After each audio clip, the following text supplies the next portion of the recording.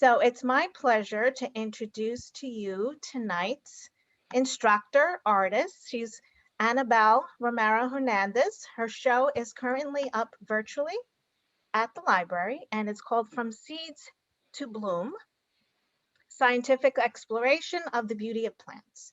And if you'd like to view the exhibit, you can go to our YouTube channel, and you can also access it from the library's website. And we're very fortunate that we have Annabel returning to have an on-site exhibit of her works in June. So a little bit about our artist. Born and raised in Mexico City, Annabel Romero holds a PhD in biological sciences and works as a scientist and an artist.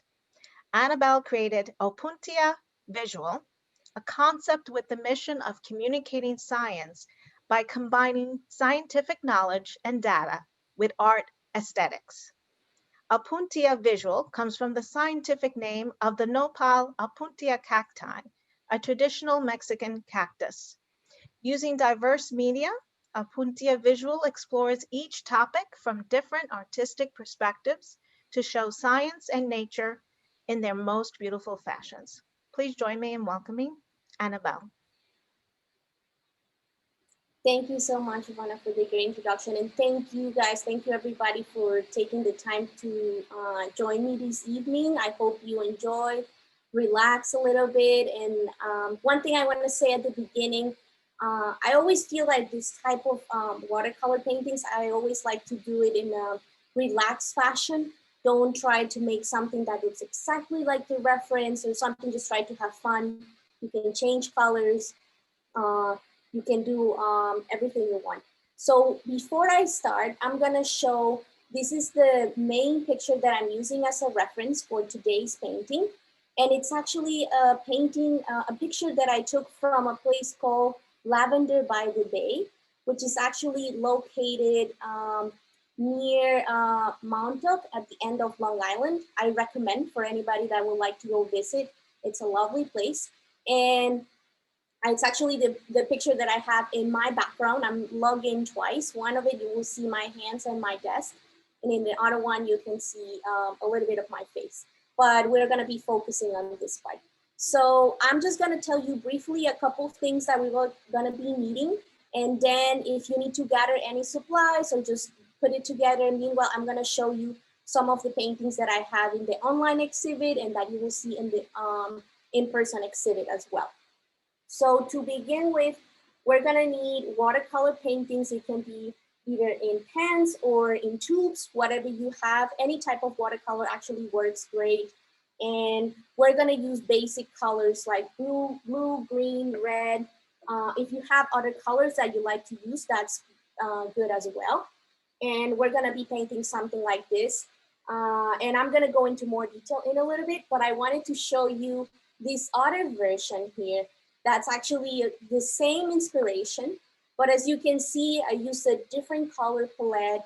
I use a different feeling. You can feel that this is more like a cooler background, and it inspires you something different. So this is just to let you know that you can use any colors you want, and depending which color palette you decide to use, you can evoke different feelings, which I think is very cool. So we're gonna need watercolor paper. I have here 2 pieces. One of them, it's a small piece around 7 by 7 inches. You can go as big or as small. I recommend being the minimum like a postcard size. I think those are good sizes to begin with, because then you have actually a little bit more control. I'm using this brush size 8. You can use smaller brushes or bigger brushes. I have this other one here that is just a size slightly smaller. And I'm gonna use some others for little details that I have over here.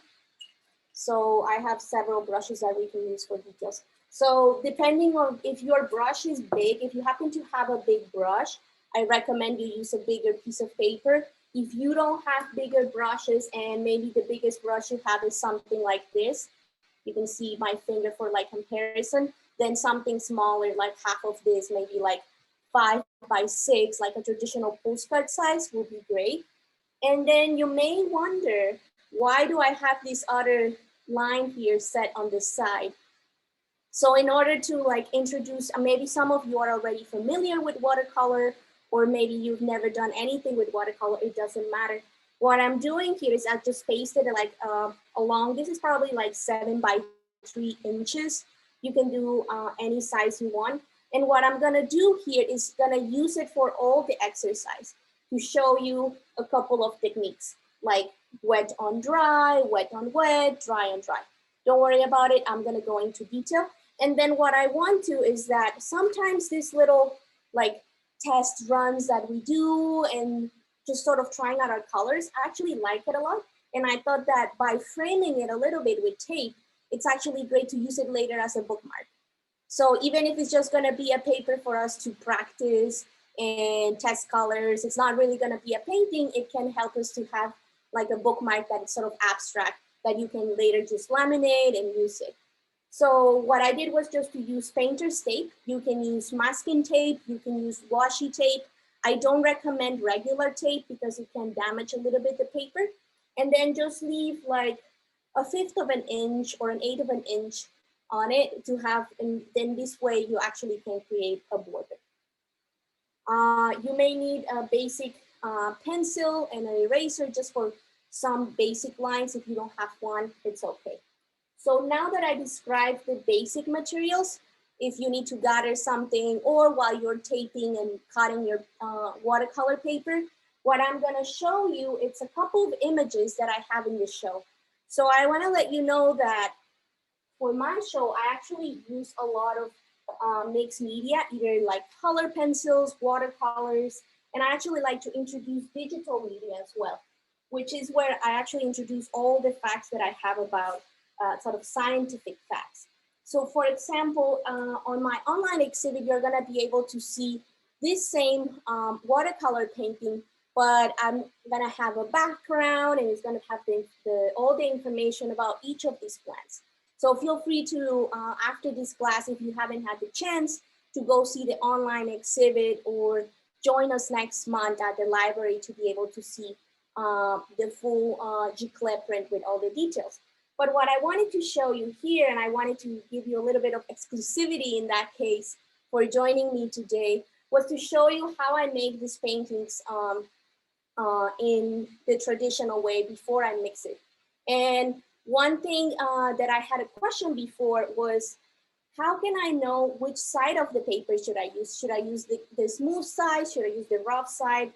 Normally, for this type of watercolors, when it's more loose and more abstract, I like to use the rough side of the paper because then you can have that texture. However, when I'm doing detailed botanical work, like you see here, and I'm gonna try to zoom a little bit so you see some of the details in the paintings and you see how small they are. I use miniature brushes for this to be able to make all the details. And even if I enlarge this to maybe 10 times the size, you will still be able to see all the details of the fruits.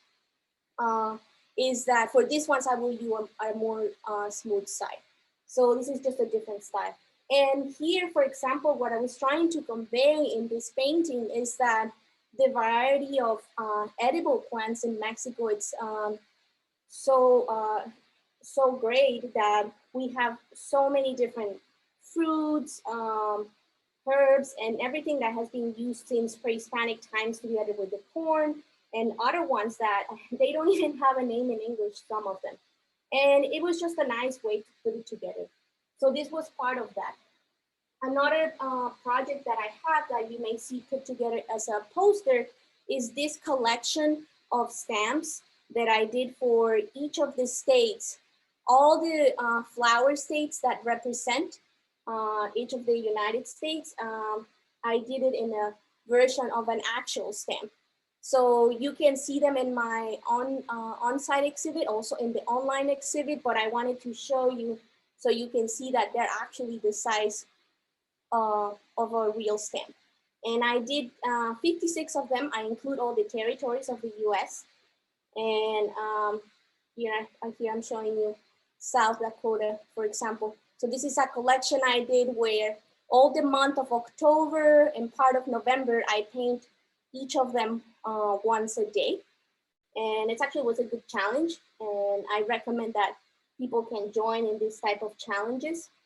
It's very good to have a little bit prompt for every day to be able to paint something. Um, Another thing that I've done in the past, also in prompts that I put myself, and they're all about plants, are all these miniature paintings of different plants. You are going to be able to see all these plants now in my exhibit. You can see it in the online exhibit as well, but you can see the actual watercolor painting on the on-site exhibit next month. So here we have this traveler's palm tree that is some of the exotic plants. Birth of Paradise, it's actually one of my favorite ones. So if you go and see the online exhibit, you're gonna see that I classify them as exotic plants. The passion fruit, that's actually one of my favorite ones. And this sort of like cup plant that actually has some enzymes inside that help to digest, for example, insects. So as you see, I have a bunch of them. I'm just gonna show you some of them so we can get started. Here's another section that I have that was for plants that you can have in your house. For example, I like to keep orchids at home. This is the snake plant. This is actually a pretty good plant. You don't need to have a lot of care.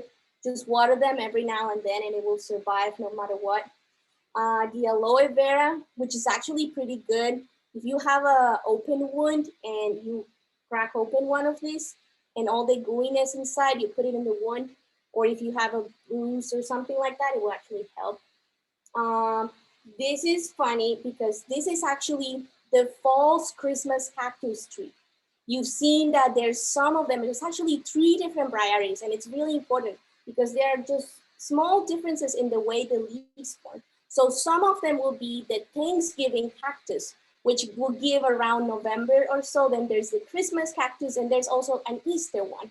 And as you go, it goes from more spiky to smoother when it's the Easter one. So it's just hybrids of these plants. And then we have these air plants. I like these ones.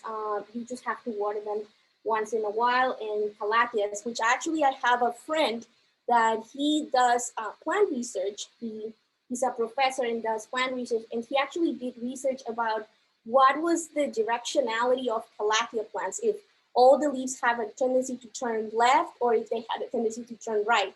And as a matter of fact, it actually has a preference. We didn't think that was real, but he actually did some studies on that. And Annabelle, yes. sorry to interrupt you. Somebody asked if you could put the pictures closer to the camera. Oh, of course, yes, yeah. Okay. They're quite small. So I hope this is slightly better. Yeah, so this is the Calathea. These ones are also good to have at home. I'm just gonna pass them again. This is the orchid. So you see they're very small. I almost cover it with my thumb. This is the snake plant that I was showing, the aloe vera. Here's this is the false Christmas cactus and the air plant. And I had shown another one.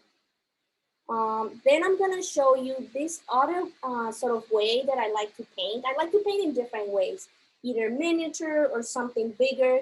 This is closer to a more botanical, like it might remind you of those old school botanical books. And here what I did was to sort of like lay out the colors that I use. And then in here, I actually use a mix of color pencils with watercolors. You can see that's what I leave this one as is. So you can see the transition from just color pencils to a little bit of watercolor and then the details. This is a rose hip that I drew. So some of my paintings are gonna be like this. Here I have a watermelon radish. This is also a mix of watercolor and color pencils. And it's completely different from the miniature and from what we're gonna be painting today. My goal is to be able to, in an artistic way, communicate a scientific idea. And rather than tie myself to a specific medium, I like to explore different things and start mixing up a little bit. For example, here I have in this same technique, this strawberry that I use to depict what are the parts of the strawberry, and I have another one of the full plant. Or in this case, for example, to tell you about the ripening of the strawberries. which is actually dependent on sucrose. And you may, if you haven't heard the word sucrose, it's actually just the scientific, let's put it, name for sugar. And actually, depending on the levels of sugar there are in the strawberry, it's actually gonna develop ripening of the fruit, and that's what's gonna make it red. So little things like this, normally as a scientist, when we study these things, they are a little bit too dry. So I always like to explore them in a little more artistic way, so you can have a little fun with them. And here we have the strawberry flower. So these are just some examples. So now that I took a little bit to tell you about that, I'm gonna get started so we all have time to paint. And if you have any questions, or if at the end you would like to see more of this, I can share some other paintings that I have. So I'm just gonna put them to the side for now. I have a question. Of course. We have to put the starting masking tape on the plain side or rough side? For this particular type of watercolor, I recommend the rough side because it's gonna show the texture and it's gonna give this nice sort of texture to the background, for example. So I recommend the rough side. Thank you. Yeah, no problem. So actually, before I start, I always like to analyze the image that I'm using as a reference. And in this case, it's literally just a reference. I'm not gonna follow everything. And I just gonna take note of some major things. And I'm not even gonna look at the image. Is that I have some trees in the background. I'm not gonna do them in detail. There's a little house in here, but I'm not gonna focus too much on it. And then there's this fence. And then as you see that, it's in the back, right? And as we go towards the front, we start to see more of the detailed lavender. So that's sort of what I'm gonna try to achieve here, right? So watercolor is gonna give us in this sort of fussy looking way, we're gonna have a background. And then you can even see here, you see these shades of purple and pink behind. That gives us that sense of depth, that there's some lavenders in the back that we see here. And there's some others that we see here in detail that are gonna be in the front. So that's what I'm gonna achieve. And to achieve that and actually get that difference between back and front, we're gonna use two different techniques. For the back part and these little lavenders that are sort of hidden, we're gonna use what it's called a wet on wet technique. And what it's the front, we're gonna use wet on dry. And for that, I'm gonna bring you this little piece of sheet that I had shown before. So there's many exercises that you can get started to do on watercolor. And I'm gonna show them here a little bit to show you the differences. Putting wet on dry, you see it's very delimited. You can see clearly that I made a square. So when I want to achieve that sharp effect and you see the color, it's uniform and spread, that's normally when you have a wet brush, you have a wet mix and you put it on dry paper. That's what it means, wet on dry. Then we have wet on wet, which is what we're gonna use for our background. And that is when you first wet the paper just with water, and then you put wet paint. And you see it looks a little bit more fuzzy, more ethereal, and that helps us to do more of backgrounds. And then we also have dry on dry, which is dry paper with almost a dry brush. This is good for when we wanna do details and specific lines like this exercise that I did here for precision. So it's good to practice a little bit. This is sort of like a clean sheet that I did it for. Normally, right before I start painting, I just grab a piece of paper and just do a quick test before I go onto my paper. That's what I have this one. Depending on what colors do you have, you're gonna have, I'm just gonna briefly talk about the basic color theory. So you could potentially do all sorts of paintings just with three colors, blue, red, and yellow. And basically in the watercolor, compared to the acrylic, you actually don't need white because white is gonna be your paper. You can also use, you'll see that in watercolor sets, you can add white, but if you don't have it, it's not needed.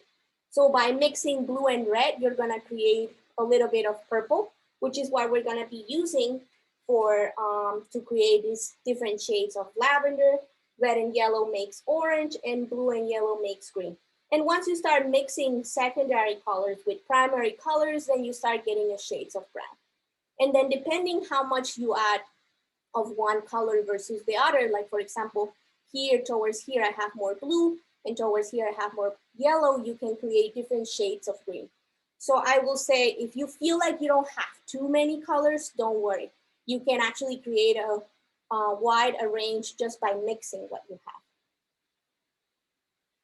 So what I'm gonna do first is just do a little practice on this paper that I'm later gonna make a bookmark out of it. And I'm gonna have a couple cups with water. I have here 1 cup with water that I'm gonna call it my dirty water. And this one that I'm gonna call it my clean water. And it's good to have 2 cups of water because one of them is gonna become dirty really fast. And this way, when you need to have, and when you wanna do the wet on wet technique and you wanna add clean water, you wanna go to the other cup. I also gonna have a lot of paper towels in hand because it's gonna become really useful if you only have one brush and you wanna keep using it. So first here, what I'm gonna practice is the wet on wet, and I'm gonna wet the whole paper, and then I'm gonna do different drops of color, so it's gonna create a little bit of mix of abstract colors, but it's gonna be a good practice for us to prepare for when we're gonna do this set of background. So I'm just gonna go ahead, and while I do that, if anybody has questions, please feel free to ask.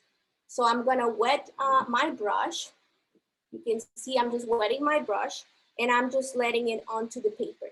There's some papers that are really thirsty, and you really need to make sure that you're really wetting it. At the beginning, it's even gonna make puddles, and we're gonna try to look for that perfect timing when it's not, when there's no puddles. That's why we're spreading it, but it looks still shiny. You can see even here from my lamp, the shininess. When we want to work on wet, that is the whole part of the background that we're using for, we always want to make sure that it's always wet. You can always go back with a clean brush, but if you have a little spray bottle, like the one I have here, this is also great. You can get these ones on like Amazon for maybe $3 or something, or at any like pharmacy for like traveling. These are great because they have a fine mist. Something that it's like more for like makeup or something works better. So now that I wetted my paper, see, I even go on the side and look at it on the side and make sure that it's wet, but there's no puddles anywhere. If I feel like there's excess water, I'm just gonna clean my brush and then go over it if I feel like there's puddles, because the problem is that when you have puddles and you put your pigment right away, I'm even gonna do a demo, you'll see that it starts forming like these spiders. And sometimes it's a good technique and a good thing to do, but sometimes we don't want that. We want something more uniform. So I here have already a bunch of colors that I've used in the past. You can use any plate, like for example, this is a little plate that I bought from a thrift store actually. And then I just put little drops of my paint, and then I just use it from there. So I'm gonna take a little bit of the paint that I have, and you see it's kind of diluted, but it's still a little bit thick because remember that my paper is already wet. And I'm just gonna make dips. And as you see, I'm even gonna put it closer here. You see how it starts making those sort of like spider kind of things. This means that my paper is too wet, which sometimes I want that effect and I can just diffuse it.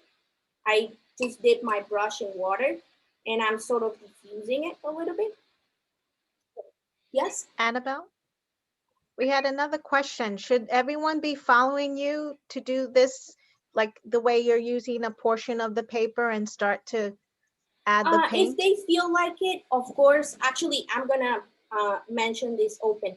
Some people like to paint as I go and they enjoy that. If somebody feels like it could be too overwhelming and they would just like to watch and then like try later, that's fine too.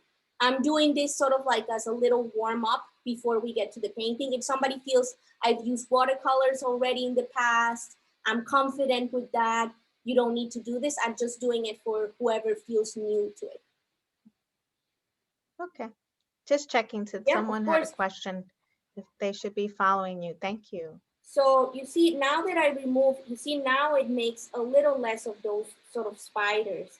So that means that also because as I was talking, the paper starts drying and then it gives this more smooth sort of feel. And what I'm gonna do is I'm gonna create a gradient. So I'm just gonna come back here and add more pigment. This is just simple blue. There's nothing special here. And on the other corner, I'm gonna do the same, but with green. So what's the key between merging these two colors, which is gonna be important when you wanna make trees? You wanna go clean your brush, use the paper towel to get it a little clean.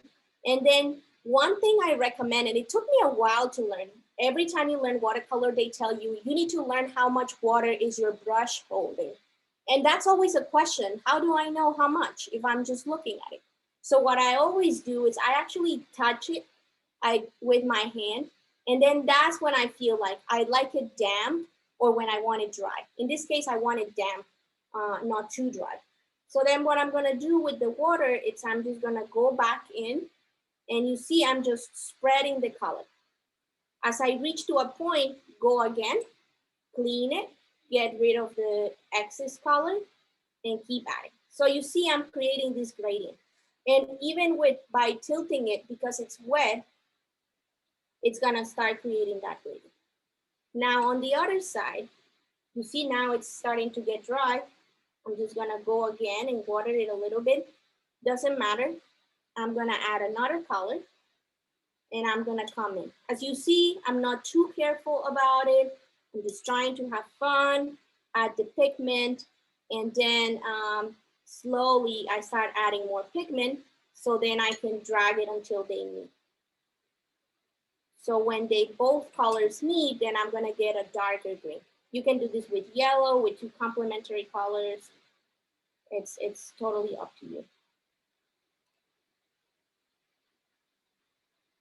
So here is just a little bit of the mix of the two colors. I want to add more blue here. And because it's really wet, it doesn't matter. You see that I put some of my brush strokes, sorry. And then in the end, they sort of vanish. That's the advantage of this wet on wet. It actually makes it very simple to have these colors sort of blend into each other. If you want to paint a sunset, if you want to do something different like that, this is a great technique. So now that I have this on top of it, I'm just gonna try a little bit of the wet on dry. So for that, I'm gonna dry the paper. Usually you can wait for it, but since I wanna get you started on the main watercolor piece, and this is just a demo, I'm actually gonna use a hair dryer.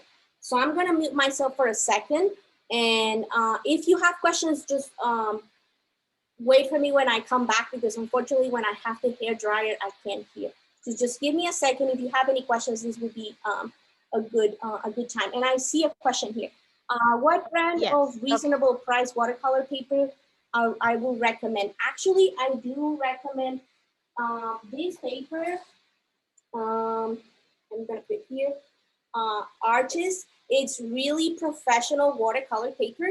But if you buy this block of 12 sheets and you can cut them in the size that I'm using, you see it's actually 100% cotton. You can find, if you go and buy it through like Michael's or something, it's gonna be more expensive. But if you actually acquire this through Blick, just put blick.com, it's an art store. This block of 12 sheets costs only $10, like 11 something plus tax. So that actually, it's great paper and it's a great way to start. I will say, if you're gonna invest more on paper, then later brushes, and at the end paint. Paint in the end, you can get away with anything. Brushes, sometimes you can get away with anything, but paper is the most important thing. So I'm gonna quickly dry this.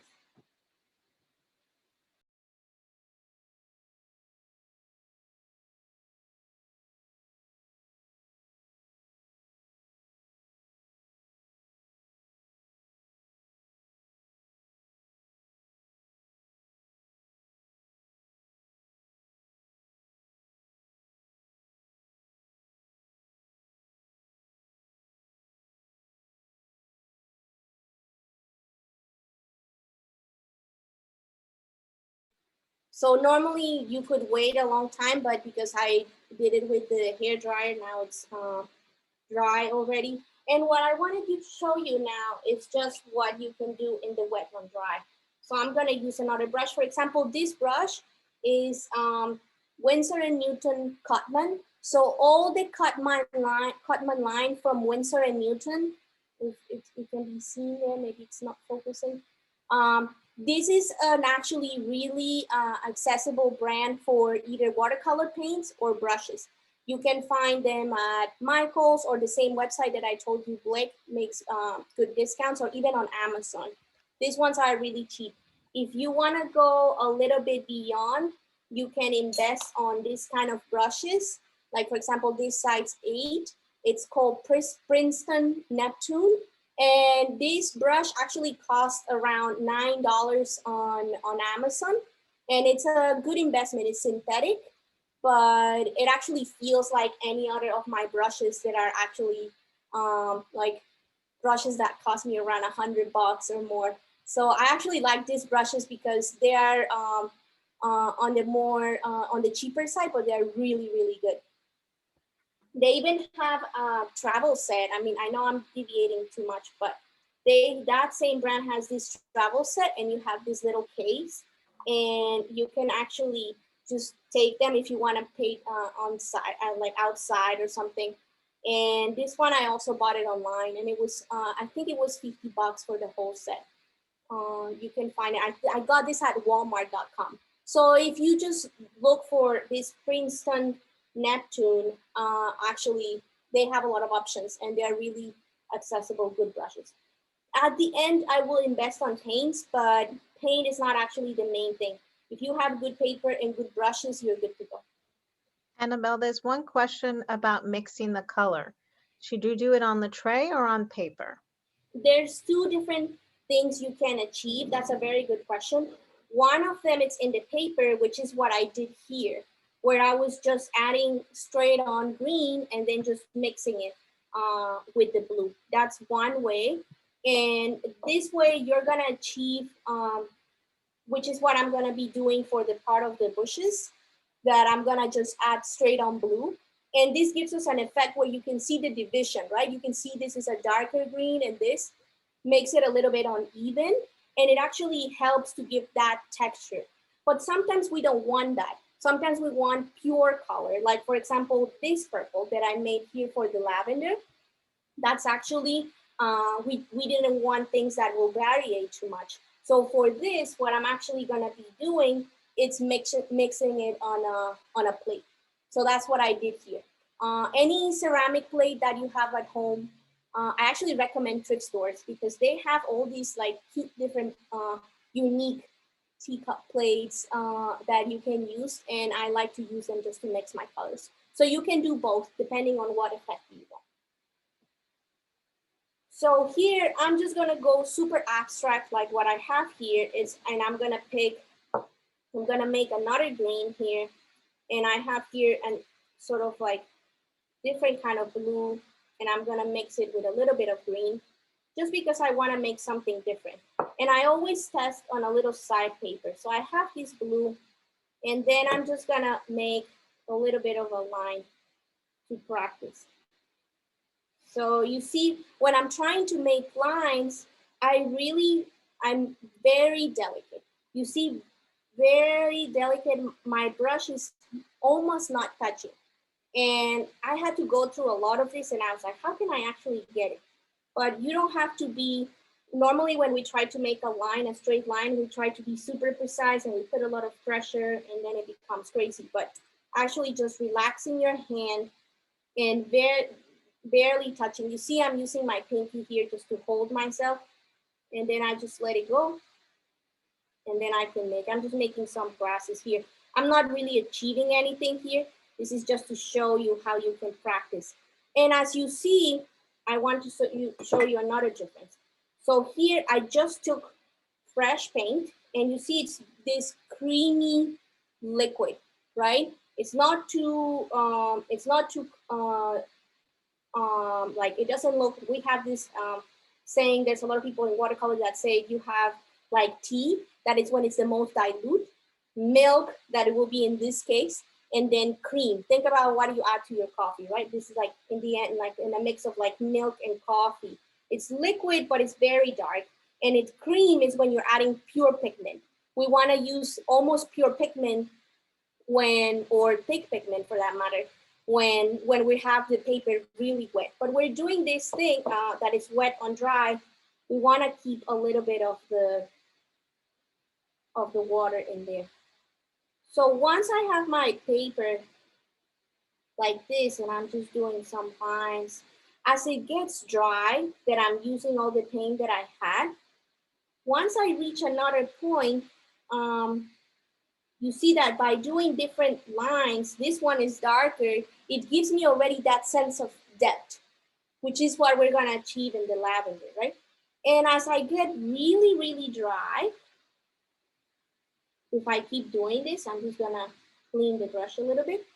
Then, because I'm using the rough side of the paper, I'm gonna achieve this. You see here, maybe it's a little bit hard to see, but instead of a straight line, I'm starting to see the marks of the watercolor. That's the advantage of using the rough paper, because you can actually use that texture of the paper to your advantage. And in this case, you're gonna have that sort of grass feeling in this, for this particular set. So I'm just gonna do a few more just to finish my bookmark, but this is just sort of like abstract painting. There was no particular purpose to it, but just sort of warm up. And then I'm gonna get started with the painting. But I hope this sort of gave you the basics of watercolor, of how to do everything. And I think at this point, if you have any questions, I think it's a good breaking point before we head into our main painting. Somebody has a question, she said, or maybe it's a comment and a question. Mhm. Her paper is bubbling. So is that because it's too cheap? And it was not the paper that I distributed, by the way. Are we waiting on the answer? Yeah.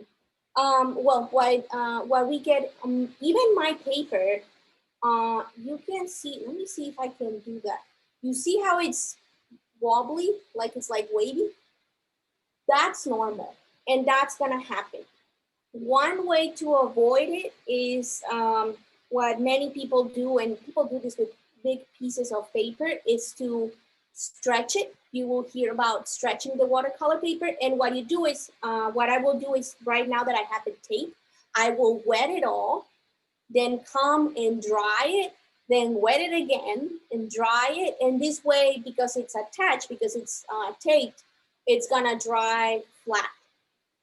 Mostly I find that even if some of my watercolors, you see how it's like wavy, it's okay. Once I put them in the end in a bookmark, it's gonna be fine. If I were to do a painting that is like, I don't know, 20 by 20 inches, then I will be worried of how am I gonna make that piece flat. If we're using, for example, I'm gonna do an example here. This is just a normal sketchbook that I have, right? And I even forgot to show you that I like to do sketches in different colors of how am I gonna do the light and stuff. But if I do here, for example, this is just normal paper that we use I will use to just write or draw. And if I do it, you see it even behaves different, right? You see it actually doesn't get absorbed. And once I started wetting it too much, it's gonna start buckling up a little bit more. You can see it already. It's gonna take a little bit, but that's what happened. I mean, even this paper, it's okay. All sorts of papers are gonna are gonna be wobbly. You see mine, it's already too, but that doesn't matter. And even here, you see, it's okay. It's all, you can see here that the paper is actually taking a different texture. So I hope that sort of answered the question. Any other question? I mean, you can ask me questions at any point, but before I get started of the techniques, the difference between wet on wet, wet on dry, dry on dry, any question like that? While I'm getting started, I'm gonna clean my brushes. One thing I recommend is always keep your brushes pretty clean. The advantage versus acrylics in this sense is that you actually don't need, there's a little bit of, you can buy, there's special soap for it. I just have a little soap bar in hand all the time. You can see I have this special brush cleaner. I rarely use it. It's not expensive, but I've never used it. I actually just have leftovers of a soap bar that I have, and that's how I clean my brushes. I don't use anything fancy because it doesn't have like acrylics. Just by cleaning them with a paper towel, it's good enough. So I always just make sure before I start painting that my brushes are really clean. And you can see that my dirty water, it's already getting dirty, but I still have my clean water. And now I made a mess here. You can see also one thing, if something spills, it's okay. Just blot it. It's watercolor paper. When you make the mistake of watercolors, it's good to catch it on the moment. Like if I want to fix a mistake here, it's too late because it's dry. You can see I can touch it. But while it's wet, you can even lift paint. So when something happens, you just have to do it right away.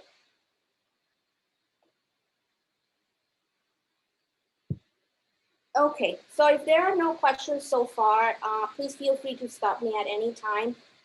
Sometimes it takes me a little bit to see it on the chat, but I will get to it. Or if you just want to like speak up, that's also good. So with my clean water now, I'm gonna do the same thing again on my paper. So this is what I'm gonna use the pencil just to begin with, just to give myself a little bit of a reference. This one I made a more horizontal. Now I wanted to repeat a little bit of what I did here. So I'm just gonna use this as a reference. And I like to have the fence in this like sort of diagonal because it drives your eye from this tree towards the house in the back, right? You always want to give it a point of direction where your eyes want to go to when you form your composition. So that's sort of what I'm going to do here. And this time I want to give myself some more room than in the other painting for the back bushes. So I'm just going to do it this way. And here I want to have a tree.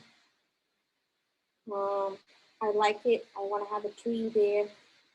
I feel that it gives a good directionality of the painting, so it's not just lavender. So you see, I just give a hint of it, and I just kind of say, okay, the tree is gonna go there. It's gonna be hard to see, but you can see that I put some very faint lines. You can see them there. And then I'm just gonna do some kind of mountain-looking bushes, but they are just actually trees. And normally I draw a little house at the bottom, but today I decided I'm gonna skip on it. I'm gonna focus more on my tree. And then here I'm gonna have a fence. So I'm just gonna draw those lines of the fence. I'm gonna make it a little bit more pronounced. I recommend you do this very faint so you don't have to erase it. I'm just doing a little bit more marked so you can actually see it through the camera. But I recommend that you do it very, very faint. And as you see, I'm not being too careful. It's just a hint. So I'm gonna put it here so you can see it. I have it there. Make it a little bit lighter than this. I'm just doing it so you're able to see. Once I have this, now I'm gonna go in and water my whole paper. First of all, you can use a bigger brush, this one that I recommended, and try to make sure that your brush is very, very clean. I always do a little test in a paper towel. No color comes up, then I'm ready to go. So with my clean water, just dip it in, and I just water the whole paper. Any questions, comments, just please feel free.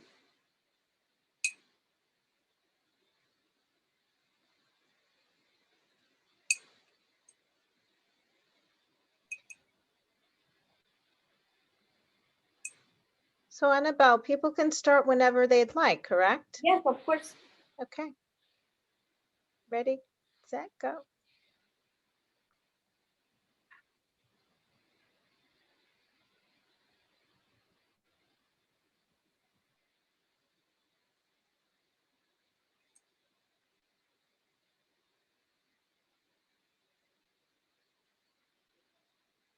As you see, I'm very generous with the water because this is the first time my paper it's being wetted, right? So it's gonna be really thirsty, especially 100% cotton paper is really thirsty. So it really likes to have a lot of water.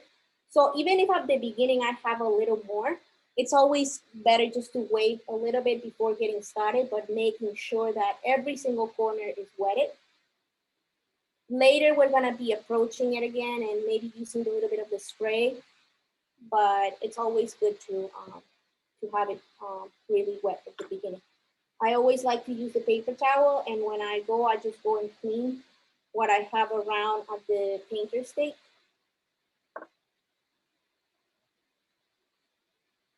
And usually I even wait maybe like a minute or two. It's hard to train your eye for the shininess of the paper, but I feel like this is what makes the key. At least this is what I struggle at the beginning because nobody told me of focus on the shininess of your paper.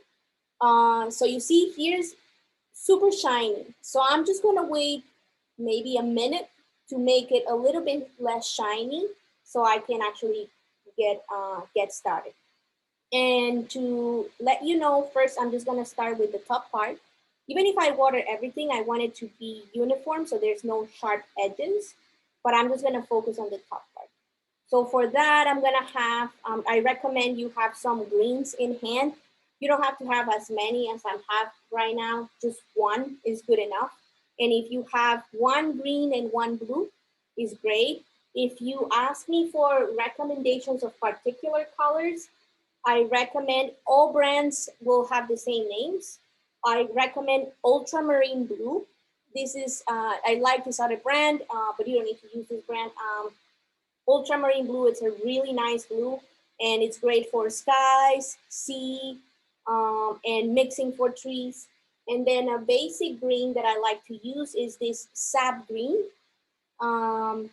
That it's actually really good. I always think of sap green, I think of Bob Ross because he used to use it a lot in his oil paintings. So I remember that growing up. There's also this other color that I like to use, this olive green. As you see, I use different brands. So that's what I'm telling you. The paint is the least important. You can use all sorts of different brands, but the paper is the most important. This gives you a little bit more like earthy tone, so it's good for that. So now that I was chatting with you, you've noticed that the shininess of my paper has changed. So now it's great to get started. So now I'm gonna go into my palette, grab a little of that green. I'm gonna start with a lighter green, just sap green on its own or any light green that you have. And I'm gonna go into some of the details. I wanted to add a sky, but I think it's too close. So this time I'm just gonna just add it a little bit at the end. So I'm adding some green. I'm gonna be a little bit more adventurous in adding some of those colors. So as you see, I added some of those and I'm gonna start lifting. And then at the same time as that, I'm gonna add the sky. You can leave a white sky, actually sometimes that adds a nice thing, but I'm gonna make sure I clean my brush just because I want those things to sort of settle. And I'm gonna go into the blue. If you wanna start with the sky, that's actually a good option. And I'm just gonna do some hints of blue. I really just want to have a hint of the sky. I don't want it too pronounced. I wanna have some of that white paper sort of like showing in so I can sort of like enjoy the light. And by tilting my paper, you can start seeing how the color is actually coming down. And this, we're actually using the water to our favor. We're actually taking advantage of all the water, and the blue, it's actually coming down by itself. Then when I want to stop it, I go clean my brush, make sure it's dry. I do it in my hand, and then just go and do some final touches here to diffuse it. So other times I've done a darker sky. This time I decided to do a more cleaner sky.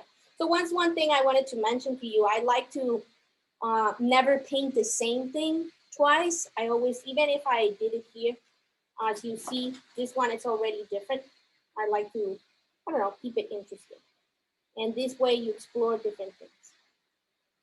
So now that I have this delineated, you see how this gives me the impression that at the horizon, the atmosphere is always lighter. So you sort of want to keep this light. So I'm gonna start making this more interesting. And to this green that I have here, I'm gonna start adding some of that blue. As you see, this is too liquidy. I want something a little bit more creamy. So I'm gonna use another well here and make something more creamy. When our paper is too wet and we use the color too creamy, then it starts forming these little like spiders. And sometimes that's a great effect to get, but sometimes we want something more subtle. So now that I have like more like milk pigment rather than tea, then you can start adding. If you're at a step where you're in the sky, at any point that you want to join me, you're free to follow. So as you see, I'm just adding some spots here and there to give a hint of where the trees are going. And as you see, I leave a lot of what it may be, always cleaning my brush, don't forget. I may need even more paper because the color is gonna expand. You see that it's already like traveling, right? So I always clean my brush. So I'm even using a new, oops, sorry. I'm using a new paper towel. And now with my brush not damp, it's almost dry, it's a little wet, I can feel it. I'm gonna start cleaning those diffusion. Just very careful because if I go in too much detail, I'm gonna start lifting paint. So I just wanna give some hints of it. If you have any questions or as you are following up, things are happening and if you wanna ask, please feel free to ask.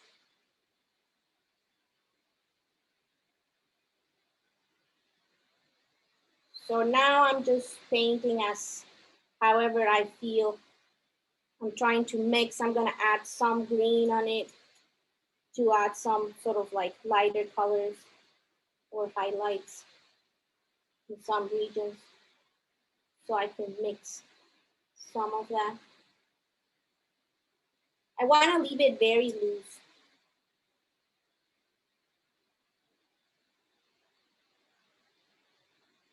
And if my brush starts doing this, like you see how it's a little bit open, don't worry about it. That actually helps you give some texture to the trees. Later, you can help it put it together. That's what I like about these brushes. Even if they're synthetic, they're pretty good and they always come back to their shape. So you see what I did here? I added this darker color and then I came with this mix of adding a little bit of yellow. And you see, I'm not too careful about it. I have everything here. I have the blue, the green, and then I just add a little bit of yellow. I'm sort of trying to do it on the go. And some of the colors that I'm mixing, this is to answer that question that we had before.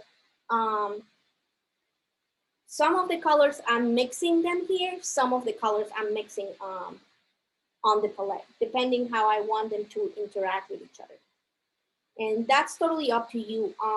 For this case, what I like to do is to mix the color for when I'm gonna determine a particular bush.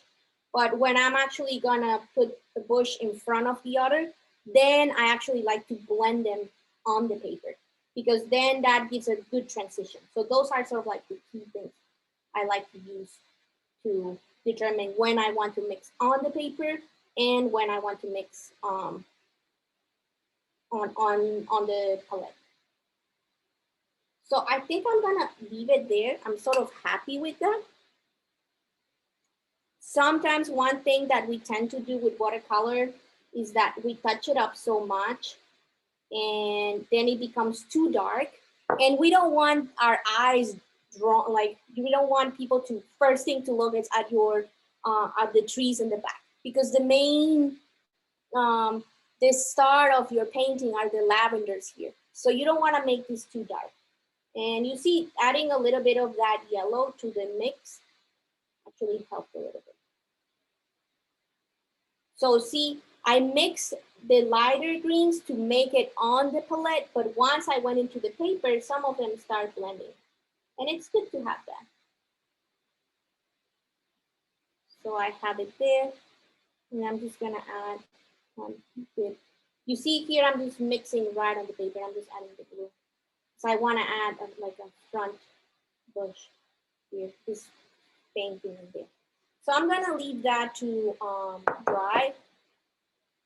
I'm actually gonna use the hair dryer, but before that, if you're painting with me and you wanna catch up, or if you have questions as it's coming up, please let me know. Or let me know which step are you in. I would like to also know that, because unfortunately I can't see everybody. So if anybody wants to share at which step are they in, that's also pretty good. I would like to know. So you painted over your whole fence line? Yes, that's a great question. One thing I'm gonna do is later, I'm gonna go back with the brown, but as you see, I want some of that green to blend. That's what I was wetting this whole area too. And it's getting dry now, so I'm gonna have to re-wet it. I want it to blend in so there's no sharp edges, and then it gives this sort of like more ethereal feeling. Yes, I did paint on top of it. It's good to use this spray bottle sometimes because that brings a little bit of a mist and that keeps the paper wet for those kind of things. So actually here I have a little bit a mistake, and it's good that I can show you. Here my colors blended perfectly, but here not so much. You can see here something is happening, and it may happen to you that you start to see some sort of like, let me put my light, some sort of sharp edges, right? And a good way to avoid it is make sure your brush is clean and it's sort of wet. You see, you can feel it here, but it's not too damp, it's not leaking. And then just try to delicately brush around it. It has to be clean, just like almost dry, but it's a little bit damp. And you actually can move and eliminate those sharp edges. This happens because the paper was already drying as I was doing things. But if you have 100% cotton paper, you can actually go back and fix this little accidents that happen. Other regions like here, they were just fine. So here, as you see, I'm just blending in things as they go. Annabelle, someone has a question about the different weights of watercolor paper and the terms cold press and hot press. Yes, that's a great question. And actually, I'm gonna stop here my painting and I'm gonna let it dry. And actually, let me use this guy as an example. So this, for example, that I recommend, this is Arches, and this is 300 grams or 140 pounds. Normally, most things come in grams. That's the most common thing. But if not, there's this 140 pounds. This is sort of one of the thickest paper. I will say it's not the thickest. There's still another one that it's double this, and it's really, really thick. Arches also makes it. Actually, you give me 1 second, I can show you all of them. All right.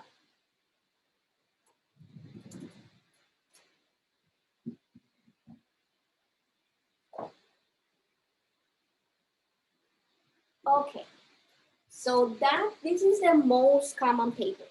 So this is cold press, right? And what is gonna happen in cold press is gonna be a paper that, let me see if I can open this paper because the other ones we're using them. Cold press is gonna have, let me open one sheet, some sort of texture. Texture is gonna be hard to see, but let me see if I can tilt it a little bit. Trying to get my lighting right so you can see. So there you go. You can see a little bit of the texture of the paper on one side, and on the other side, on the back, it's gonna be smoother. So if you're gonna buy cold press, gives you this sort of rough side in the front. That's great for this sort of wet on wet, landscapes, etc. There's also an even rougher paper. I don't actually buy that one, and that one is actually very textured. And every stroke that we will make will be super obvious. There's this other one, which is still cold press, but actually you see 650 grams, it's 300 pounds. This is the thickest paper out there. It's so thick that it doesn't matter how many layers of watercolor you do, it's still gonna hold it. This is good for certain types of work. And then, so this is the cold press, which means it's gonna have that texture. And then there's also another one that is called rough. So you have rough, that is the one with the highest texture. Then you have cold press, which is this like fine grain. That's sort of like the translation in other languages, which has some texture, but it's still, it makes it a little bit smooth. And then finally, we have hot press, or what some in other languages is more like a thin grain, which is almost super smooth. I actually have a sample of that paper here. And if you see, it's almost like normal paper. You see, there's no way, you can't tell any texture on any side. And I like to use the hot press paper for when I do paintings like this that I was showing you. When I have a high amount of details and I want to use color pencils on top, I use this paper. I have to warn you, hot press paper is not gonna behave as nice and give you this fuzzy feeling as cold press paper. You really have to master how to use the hot press, because you're gonna always end up with hard edges. So you really have to have a control of the water. So I recommend that if you're gonna get started doing watercolors, you use cold press or even raw paper if you wanna do a little bit something with more texture. But cold press is my go-to. There's a lot of papers that don't have cotton and they're still okay. But the advantage of a paper with 100% cotton is that it's gonna allow you to add many layers and add and make this more games of adding water, drying. You see, I'm already gonna dry it again and add another layer without getting the paper destroyed. So I hope sort of that answered that difference between cold press and hot press. And yes, this was based on using a cold press to press the cotton and make the paper, or a hot press to make it smooth. That's also where the terms come. So if anybody has another question, I'm just gonna quickly dry this so I can re-wet it. I know it's, you may wonder, why is she drying it if she's gonna go again with more color? By drying it now, what I'm actually gonna do is I'm gonna fix these colors here that I have in the background, and then I can actually start adding more. Otherwise, if I start wetting it now, you're gonna start seeing that my colors start diffusing, and I don't want that.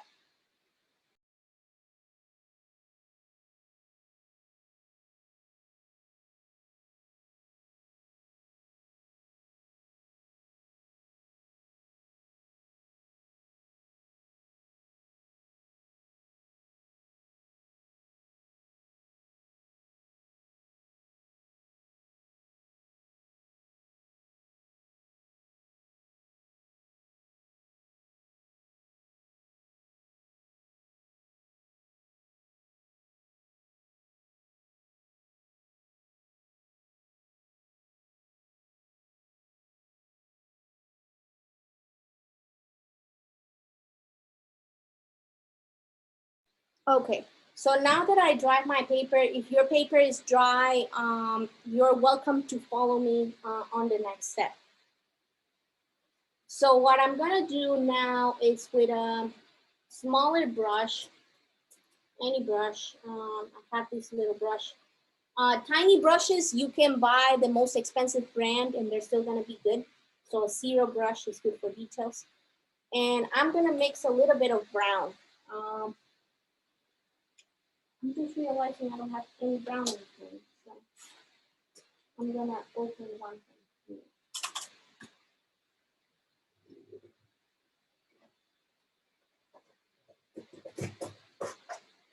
Another presentation of watercolors that doesn't come in a tube.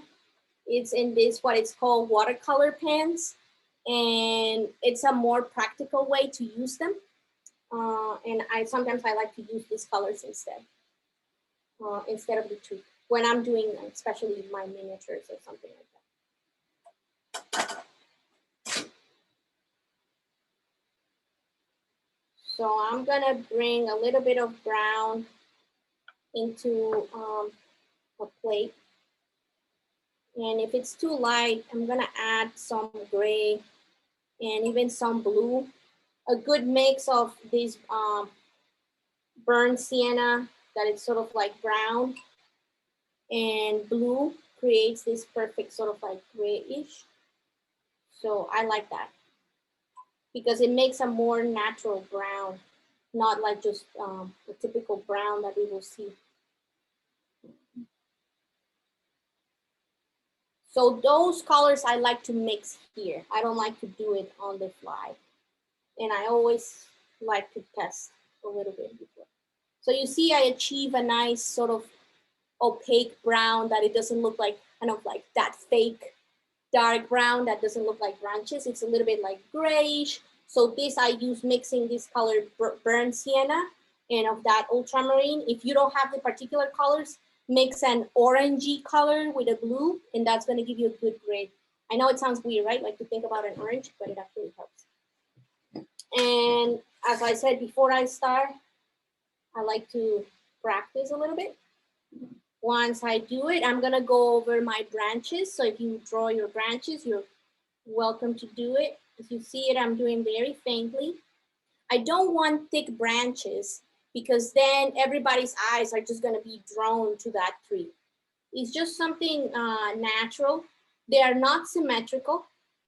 Although nature has a lot of symmetric patterns, in this case, branches are not one of those.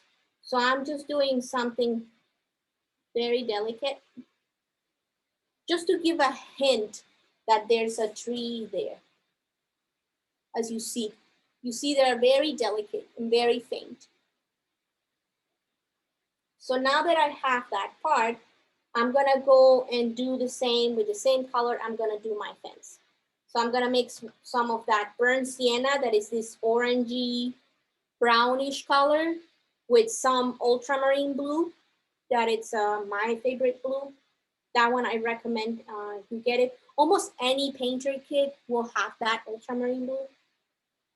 And I mix a little bit. You see, I'm more towards the gray. So I can have a gray there, but right now I'm not looking for that. So I'm adding more of the burnt sienna, and you see now it becomes more brown. Let me see if I can.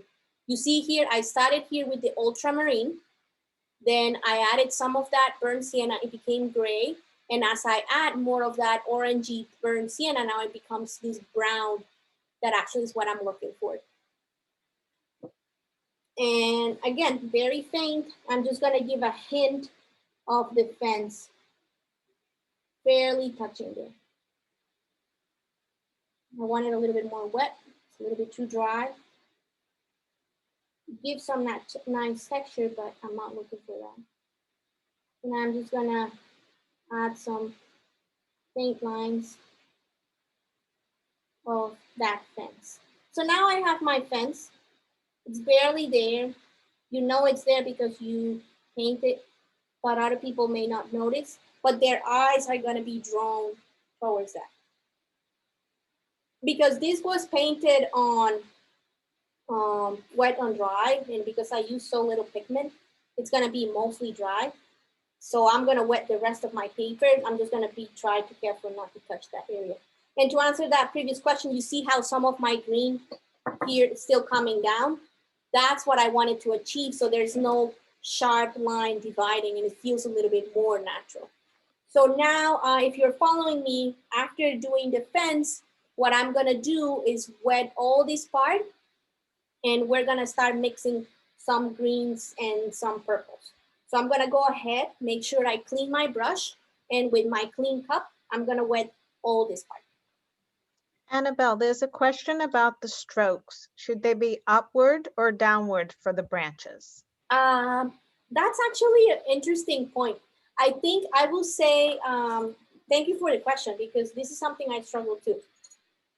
I'm left-handed, so if you see me writing, you see me, I write mostly in the opposite that most right-handed people. So for me, it's easier to go from bottom to top.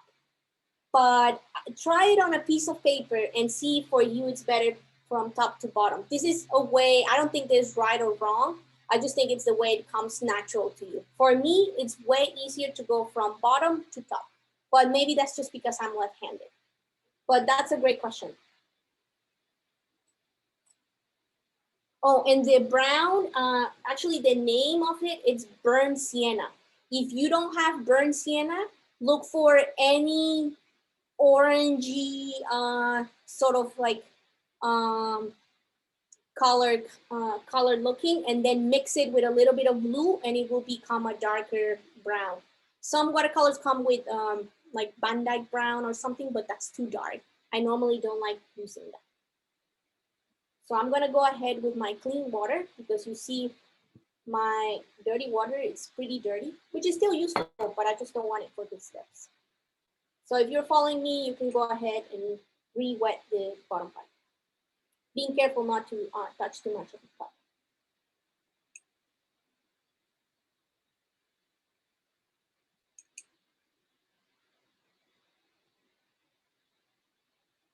And as you see, I'm re-wetting a little bit where the green that I merged into it, it's blending. I'm wetting part of it again. Since I used the hair dryer to make sure it was dry, my pigment is not going anywhere because it's being already dry. So this line here, I'm still re-wetting it. That's my limit.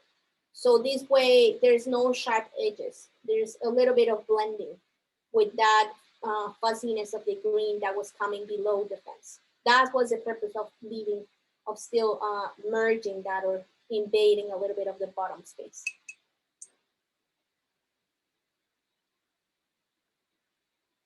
So I'm wetting my paper. As you see, I'm not as crazy as the first time. I'm not going too much because the paper has been wetted before.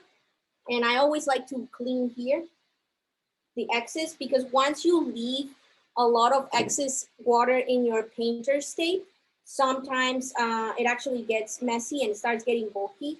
And then I have cases where my painter's tape lifts and then all my paint goes inside and then I lose my border. So I always try to keep that in. And now that I have here, what I'm gonna do, I'm gonna use one of the lighter greens, that first green that I used, that super light green. In this case, I was using sap green. And I'm just gonna put some blots here and there. My paper, it's a little bit too wet. If you feel like your paper is way too wet, you can go and very delicate, do a little bit like this. So you can remove the excess water. That it should be fine. So I'm gonna go in with some of the sap green or any light green that you have. And I'm just gonna make blobs here and there. Feel free, just play with it as you paint. Don't think about it too much. Make sure you leave some empty spaces because that's what's gonna bring light to your watercolor. But just do some here and there. And as you see, I'm already preparing the viewer's eyes with some hints of that grass. This is gonna be very loose and it's gonna diffuse. I'm still gonna go back with the wet on dry technique, but I'm already giving the eye that feeling of grassiness. by leaving some of them there, painting some others.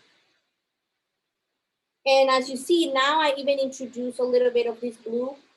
I mean, it was a little bit by mistake, but whatever blue you have, and you can start to see that by introducing just a slightly different mix of blue, or you can mix a little bit of yellow into your green, you can create dimension to your painting.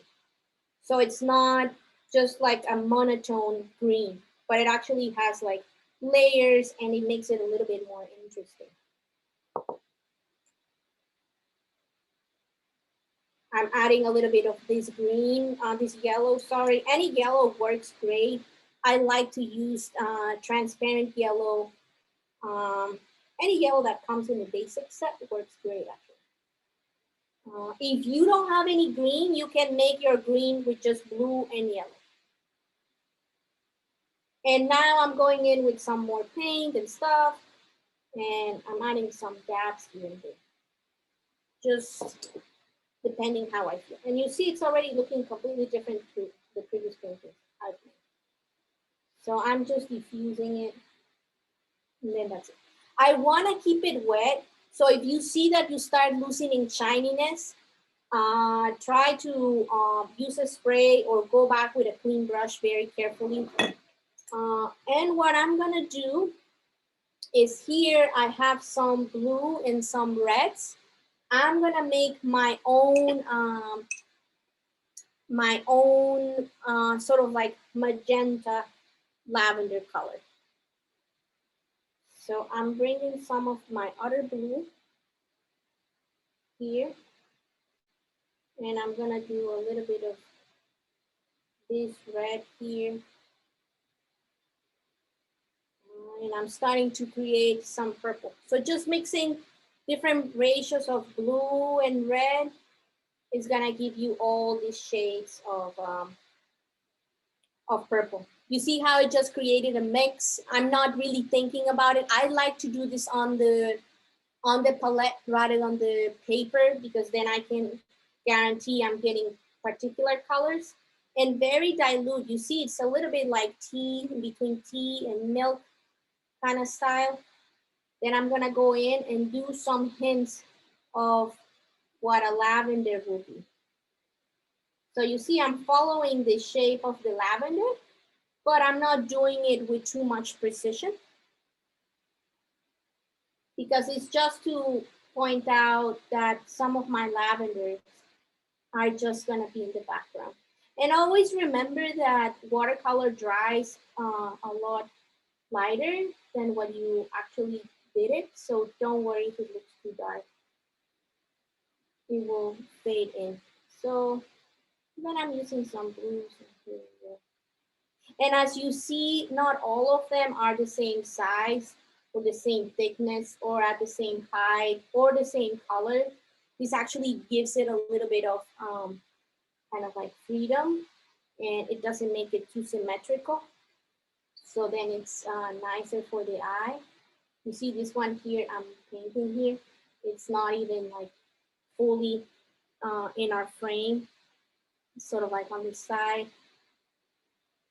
So some of them, you don't need a lot, but some of them are good. We're gonna come back to them later. So in this case, I will say use your creativity and add as many as you feel like. This is when I'm ignoring the reference and I'm going a little bit more free. Just make it happen as I feel like my eyes wanted to see it. You see I'm changing a little bit of colors. I had this magenta, then this other darker purple, then I'm adding, going even straight with a little bit of blue. And that's good because it brings some variety and difference, rather than if I were to use one single color. And you see I don't keep it clean. I just have it sort of hanging out in there.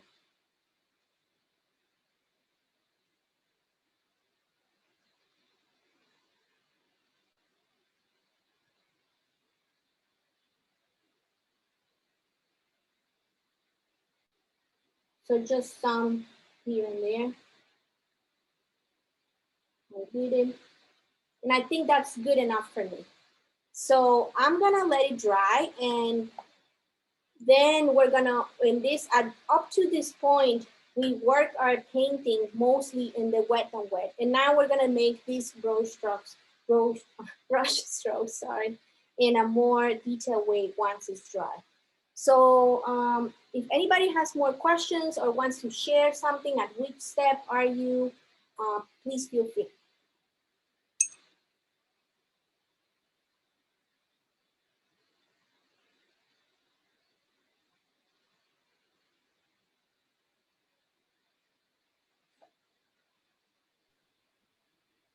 Any questions, anyone?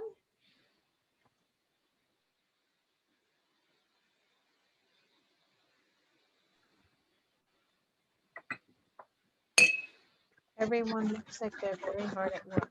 Yeah, everybody's in the zone. They're in the, yes, they're in the zone. Painting.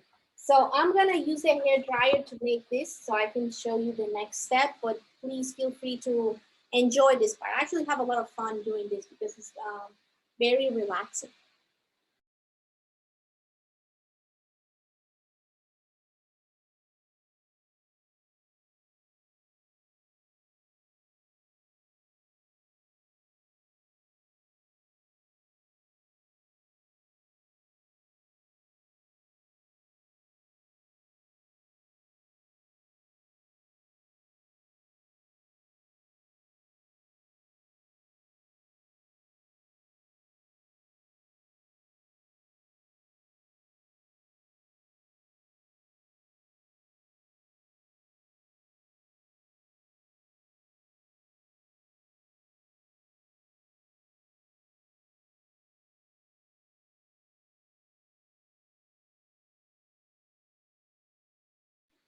So now that I have it dry, as I was drying, my painter stayed lifted a little bit. So as I was saying, it can happen.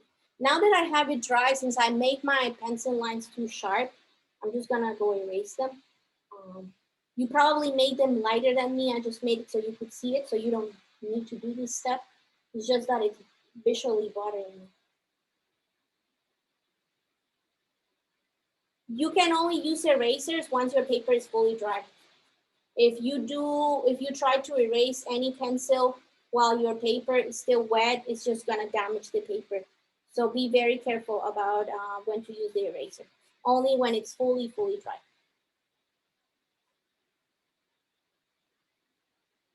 So if you have pencil lines and your paper is fully dry, feel free to erase them. If your paper still feels a little bit damp, wait until the end.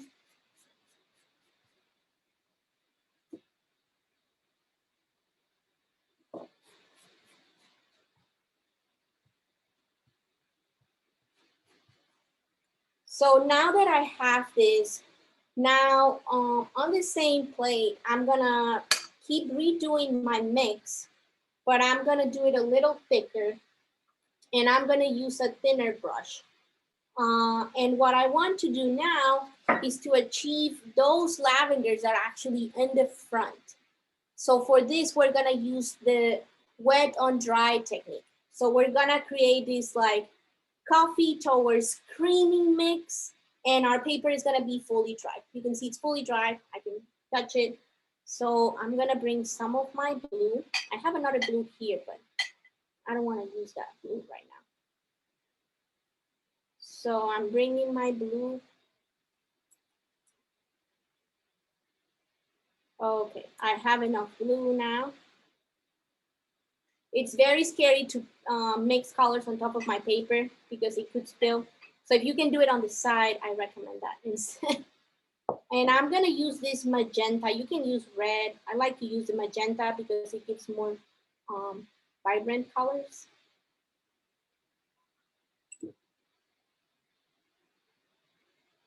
There we go. So you see it's giving me this, and I just mix them as it goes. I'm using some of the red, and I'm making these little pools of colors here that you see. And it actually allows me to just have amounts of different colors sitting in there. And with this creamy coffee-like texture, I'm gonna go very delicate. I'm gonna test first on a separate piece of paper. And I'm gonna go very delicate. You see, I'm barely touching. And I'm gonna make this hint of like lavenders, right? Something like that. And I'm just gonna draw a few of them. Don't worry about the little stem. We're gonna go back with the green. So you can do that in either shades of purple, magenta, blue, reds, any color.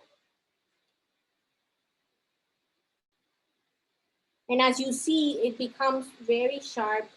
It's not diffusing like the other one. As you paint, what you paint stays there. So at this stage, it's harder to fix mistakes. So it's always good to practice on the side if you don't feel too confident about it.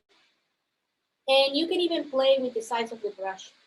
This one, I did it with the small one. And I'm gonna go ahead and do one a little bit bigger now, just to show you. I'm gonna do one here.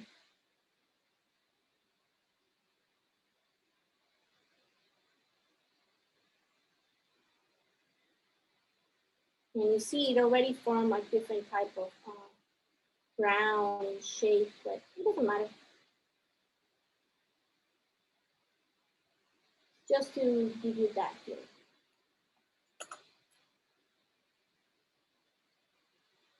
So you can go ahead and start making some of your front lavender.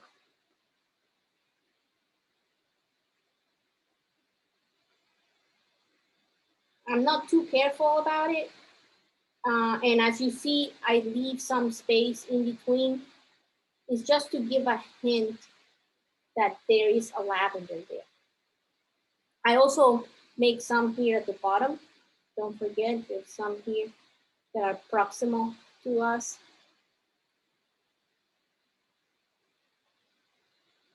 And sometimes, as you notice, one thing I like to do is go a little bit overlapping what I did before, like this fuzzy one. I like to go not right on top of it, but sort of overlapping a little bit, so that gives me that dimensionality.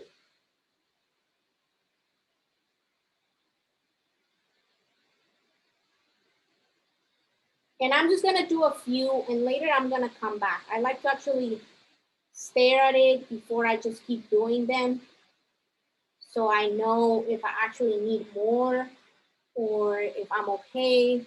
And here, for example, you can actually invade a little bit of that green area. What it means is just that this lavender is just closer to us. So they don't have to be all in the delimited area. They can be anywhere. And they can be all sorts of shades. Some of them are pinkish, some of them are reddish, some of them are bluish. It's okay.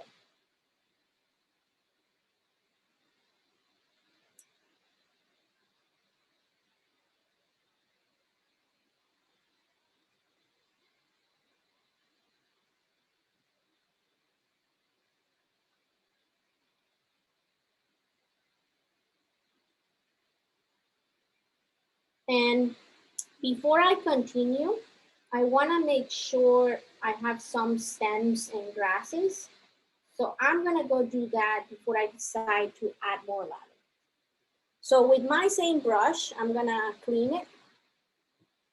And I'm going to use some of my sap green mixed with ultramarine or any light green color that you have with blue. And I'm going to grab some of that and make my same mixes with blue, with yellow, all sorts of colors.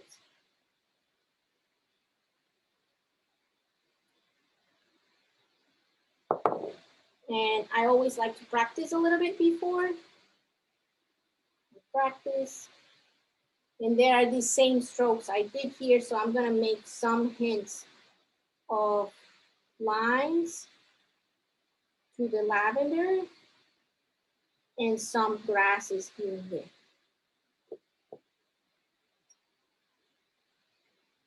Remember, your paint has to be in this milky coffee state.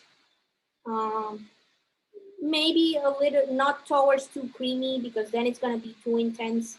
The grasses are supposed to be a little lighter than the lavender, so we don't want too dark of a color. Something a little lighter, so that's something to keep in mind. You see I'm adding some like yellowish grasses here and there.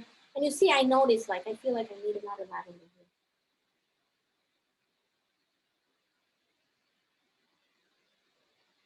So as you see, you start balancing what is what you need, if you need more of one or the other.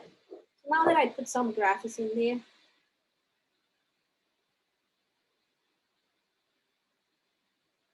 and that's why it's good to practice the lines over here. I'm gonna go back and I'm gonna put another lavender here that I feel like I'm missing here and in this area in a darker tone so they actually come forward. So for that, I'm really gonna make the creamy mix. So I'm bringing in a lot of blue. And you see my mix is very coffee-like. And it's very dark.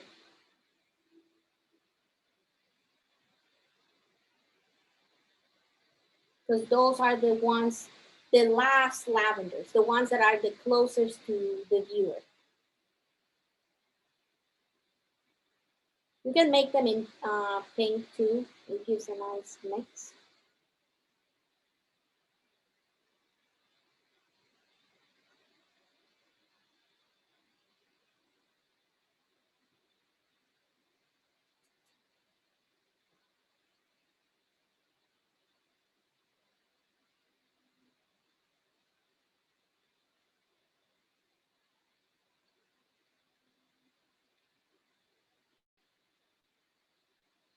So any corner that I see here and there, I try to fill it up. You see they're not aligned, they're not in a row, they're mostly distributed unevenly, and that's good so it doesn't feel like they're too symmetrical.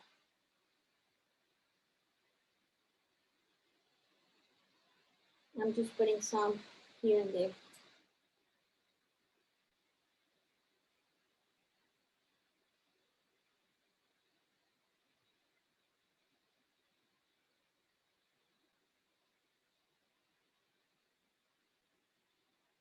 So once I'm sort of happy with this, the last sort of touch that I like to do to the watercolor is give it some splash. You see here, and there's a little bit, let me see if I can put this here. You can see some little dots here and there, and that gives it a lot of texture. And that texture actually makes that feeling of grass. So for that, I'm gonna make a mix of these browns, like very liquidy, of these browns, sorry, of these purples, very liquidy. So I'm gonna be adding water, so then I have some sort of splash. So I'm making this. And because I don't want that in my top part, with another piece of paper or watercolor or a paper towel or whatever you have in hand, cover the top of your painting like this, so it's not touching. And then with your sort of watery mix, you see it's very watery. This is more like tea kind of looking. I'm gonna do some splashes here and there. And I did it first in a more pinkish color. Now I'm adding a little bit more purple. And I just go free about it.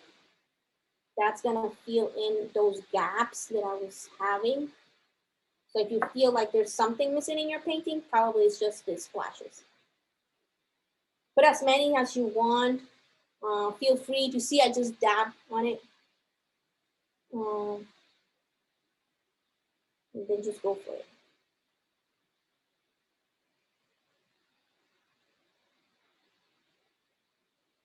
And it's good that I cover it because otherwise I would be messing up the top part. So once I have that, There's one that I didn't like, so I'm going to go back and dab it a little bit. If there's something that you didn't like. But most of them you see, because the paint is much, much lighter in this sort of like T kind of shape. You see they're very faint. They're just a hint of it. And it gives us that sort of like different feeling. So with this, I sort of finished the watercolor. You're free to sign it. It's always have to sign it at the end. And actually, this is when it comes, actually, before I get to that, I actually want to know if anybody has more questions.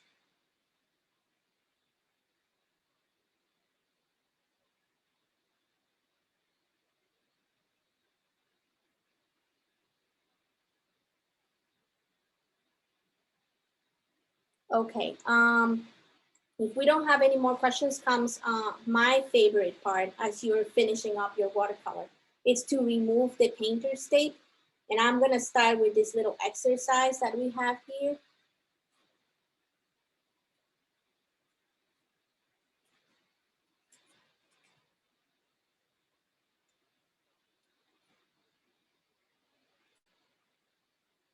And here is just to show you that by putting the painter's tape, you actually end up with a nice frame piece. Even if it was just your practice piece, then you can actually just laminate this, punch a hole here, and then you can use it as a bookmark. So I always like to keep something on the side for whenever I'm painting. And then now I'm gonna take the tape off the main one. Annabelle, there's a question about how long should they let it dry before framing it? I normally, so for example, mine right now, it's still a little wet here. I'm just removing the tape so you can see it. Normally what I like to do is I will leave it with the tape maybe for like 20 minutes. If you use a hair dryer, it's mostly dry. Mine is mostly dry. I can actually touch it. But if yours still feels a little damp, leave it with the tape, and then you can leave it overnight. Once you leave it that, it's gonna make sure that it's flatter. And then the next day or something, sometimes once you have it already finished, I like to put it in between a couple books or something so it's completely flat, and then you can frame it. But essentially, since you already achieved this last step that it was the wet on dry, this doesn't take too long to dry. You see it's almost dry already.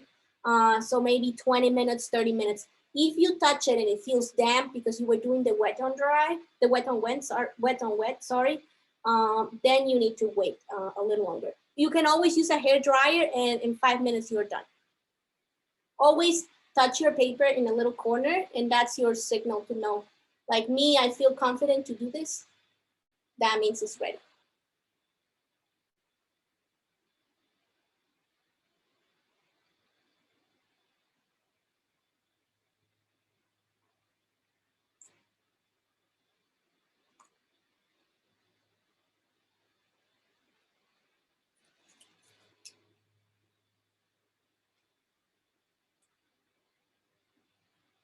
So you see now that I've finished here,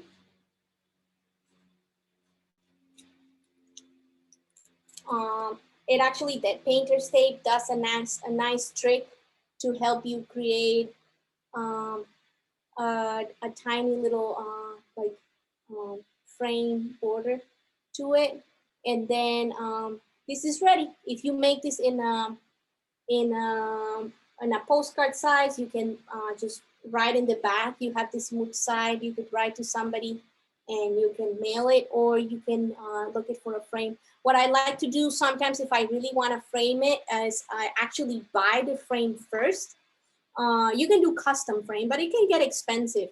So what I like to do is buy the frame first, measure it, measure what size does it have, and then I cut my paper to that size so I can actually do it myself, so I don't have to go and do a custom frame. Another type of frames that I recommend are the ones that are called floating frames. I'm gonna type it on the chat. Floating frames are really great, and then you can put all sorts of art, and like this where you did that, it looks actually great in one of those frames. Actually, most of my art that you're gonna see in the now in the on-site exhibit, it's gonna be in those floating frames. Oh, I see my mom commenting there. Okay, so if anybody has any questions, I hope you had fun. I see that a lot of people are still painting. I'm really glad that everybody decided to join the class and learn. Still gonna be, we have until 8:30 here. If anybody has questions, wants to chat about something, I'm happy to. And I hope you had enjoyed this class and it was a little time to relax and have some fun. Here's our. Does anyone want to share their product, Yeah. their painting? You're welcome Yes, to. I can share, but it's not that good, you know, but I was. Oh, Oh, I You see want- something there. very pretty. nice. Oh, wow. Oh, awesome. They look really That's the pretty. best part. Oh, Oh, that's Madhu. I don't know whether you saw what I. if you have your camera up, open, we can see it. Oh, you mean the video? The Yes, video yeah, camera, okay. yes. You have your All video. right, I will do that. Okay. Ah, Oh, really nice. Yeah, we can beautiful. see it now. Yeah, but you know, the colors were not coming proper. So I just did it with you. I'll do it again. You know, with the colorings you have. I've taken the picture also. Yeah, actually, let me type here the list of colors that I use. Yeah. It doesn't matter the brand. Those are just the general colors that I use, and I can recommend a couple of All brands. right. Thank you so much. It was really fun. Loved it. Oh, no, thank you. I'm glad that you have fun. No, I wish you could do again, or, you know, we wouldn't mind. Yes, of course. We'll wait. We'll see what we could do, Annabelle, to have you back while your exhibit is up in the Yes, building. of course. We have two questions. One is in the chat and somebody has their hand raised. So first question in the chat was, how do you keep the paint from fading? Oh, that's there's two ways to do that. One of them, it's actually if you don't know, there's some paints like when you go and buy more professional watercolors, I recommend this brand, Schminke, Sennelier, Daniel Smith. I'm gonna put it in the chat now. These ones are what it's called, when you look for watercolor paints, it's called light fasting. So that means that it doesn't matter how much UV light they're gonna get, they're not gonna fade. But if you're not sure if your paint has that, I recommend a varnish in like spray. And you just have to do it very careful. I already tested this. You can have a glossy finish or a matte finish. For watercolor, I like to have a matte finish. And from a very like far away distance, you're gonna briefly spray it. And that is already gonna give it a coat. But the easiest way that I recommend, it's actually doing it with making sure that your watercolor paint set is light fasting. Also, another option, there's some frames that are more expensive. They're actually precisely for this, and they are specifically with a UV coat. So you're gonna be able to, so the frame, the glass is gonna absorb all the UV and your color is not gonna fade away. And Andrea has a question. Yeah, I wanted to show my final product. Oh, please. I don't know how it can be seen. It's because I tried to do it on my iPad. I don't know if it can be seen. Hold on. I was seeing and then I lost you. Oh yeah, I can see it. Yes, I can see it. Like, Nice. thanks. Oh, we would love to see also. Different. So we thank you for joining us tonight. This was absolutely wonderful. I wasn't able to participate, but I find it so soothing just to Yes. watch the process with the watercolor painting. We've done a number of workshops with Connie Manna in our acrylic. in her Create a Masterpiece series, and we're hoping to have Connie back in July. And Annabelle, we'll check your schedule and see if you're available to do something. Maybe we could do something in our reading garden if people want to do something in person. Yeah, What's yeah, we nice, could do some yeah. like outside. That would be nice. Yeah. And this way, maybe we could do something hybrid where those of you that can't join us in person could still enjoy the program. We'll see what we could do to make that work. And in the meantime, if you'd like to see the virtual exhibition, which is absolutely beautiful, it is available on the Harrison Library's website, and it's also on our YouTube channel, which is Harrison Library.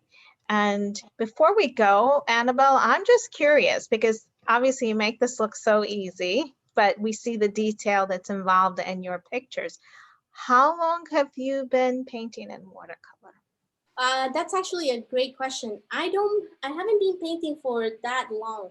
I started in 2015, and this I started because I wanted to try something new. I was actually pretty bad at painting before and drawing. It wasn't my best. At high school, I wasn't the best on you know, like art classes. I almost failed my high school art class. But then once I came to the US, I wanted to find a new hobby. And what I did one time, I actually wanted to do holiday cards towards the end of the year. And I wanted to have something that I could do, and it was sort of accessible. So I found myself a set. It was just a set of like 4 paints. And I started just practicing. I learned through like books. I took a couple of courses, but I learned mostly through like trial and error. And this was towards the end of 2014. And I just said, okay, I want to paint. And what I did for 2015, and actually I have some of those here, I decided to make a watercolor, a miniature watercolor a day. And these ones are towards the end of the year. I actually have it labeled somewhere here. See, for example, this one is October 23rd, 2015. Okay, I'm going to. And I did some of these watercolors here. And this is just some of the more recent ones, but at the beginning, they weren't that good. But just by looking at the beginning in April 2015, I still used to label them. So what I did was to make sure I would make a painting every single day.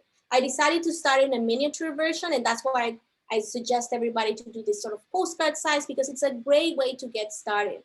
And by forcing yourself to do it every day, it actually just got me into the habit of it.